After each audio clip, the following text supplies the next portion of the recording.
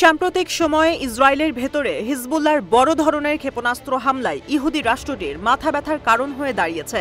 সংবাদ মাধ্যম ও বিশ্লেষকেরা আরও আগেই ধারণা করেছিল যে এসব হামলার পরিমাণ দিন দিন আরও বাড়বে। এবার সেই আশঙ্কায় সত্যি করে প্রথমবারের মতো ইসরায়েলি বিমান বাহিনীর একটি প্রধান ঘাঁটিতে বড় ধরনের রকেট হামলা চালালো লেবাননের এই সশস্ত্র গোষ্ঠী। এক বিবৃতিতে হিজবুল্লাহ জানিয়েছে, ইসরায়েলের হাহস্ট্রিম বিমান ঘাঁটিকে টার্গেট করে এক ঝাঁক রকেট ছুড়েছে তাদের যোদ্ধারা।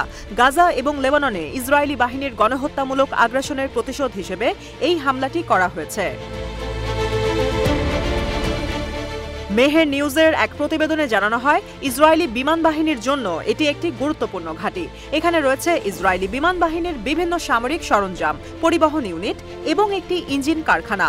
ঘাঁটিটি দখলকৃত হাইফা শহরের দক্ষিণে এবং লেবানন ফিলিস্তিন সীমান্ত থেকে প্রায় 40 কিলোমিটার দূরে অবস্থিত। হিজবুল্লাহর বিবৃতিতে আরও জানানো হয়, এই হামলাটি খাইবার সিরিজ অপারেশনের একটি অংশ। এদিন তাদের যোদ্ধারা এই অপারেশনের অংশ হিসেবে 70টি সফল হামলা পরিচালনা করেছে। অপারেশনগুলো ইসরায়েলের গুরুত্বপূর্ণ গোয়েন্দা ঘাঁটি এবং অন্যান্য কৌশলগত স্থানগুলো টার্গেট করে পরিচালনা করা হচ্ছে।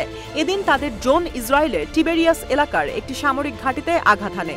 এতে ইসরায়েলি সামরিক বাহিনীর মধ্যে ব্যাপক হতাহত ও ক্ষয়ক্ষতির ঘটনা ঘটে। এদিন ইসরায়েলের হুনিন ব্যারাকের রামিম ব্রিগেডের কমান্ড সেন্টারে একটি ড্রোন হামলা চালিয়েছে হিজবুল্লাহ। সেখানে ড্রোনটির টার্গেটে সফলভাবে আঘাত এনেছে বলে জানিয়েছে তারা। হিজবুল্লাহ আরও জানিয়েছে, তারা শেখ দান্নুন গ্রামের উত্তরে অবস্থিত ইসরায়েলি বাহিনীর 146 ডিভিশনের একটি লজিস্টিক ঘাঁটিতে হামলা চালিয়েছে। একই সাথে আক্কা শহরের উত্তরে শ্রাগা ঘাঁটিতেও একটি সফল ক্ষেপণাস্ত্র হামলার দাবি করেছে গোষ্ঠীটি। এই অভিযানগুলোর অংশ হিসেবে তেল আবিবের দক্ষিণে অবস্থিত তেলনাফ বিমান ঘাঁটিতেও হামলা চালিয়েছে হিজবুল্লাহ। আর এসব হামলায় ইহুদি রাষ্ট্রটির ব্যাপক ক্ষয়ক্ষতি হয়েছে বলে জানিয়েছে গোষ্ঠীটি। এদিকে ইসরায়েলের হাইফা শহরের মেয়র ইয়োনা ইয়াহাভ লেবাননের সশস্ত্র গোষ্ঠী হিজবুল্লাহর রকেট ও ড্রোন হামলা অব্যাহত রাখার বিষয়ে গভীর উদ্বেগ প্রকাশ করেছে। ইয়াহাভ বলেছে, হিজবুল্লাহর ক্ষেপণাস্ত্র হামলায় হাইফা শহর নজিরবিহীনভাবে বড় ধরনের অর্থনৈতিক ক্ষতির সম্মুখীন হয়েছে। সেই সাথে হিজবুল্লাহর ক্ষেপণাস্ত্র হামলার ফলে হাইফা শহরের স্বাভাবিক জনজীবন স্থবির হয়ে গেছে।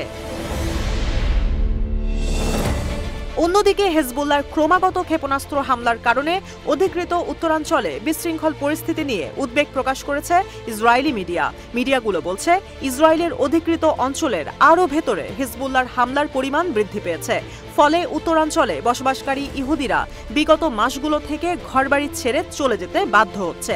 এখন হিজবুল্লাহর হামলার ভয়ে তারা সেখানে ফিরে যেতে অনাগ্রহ প্রকাশ করছে।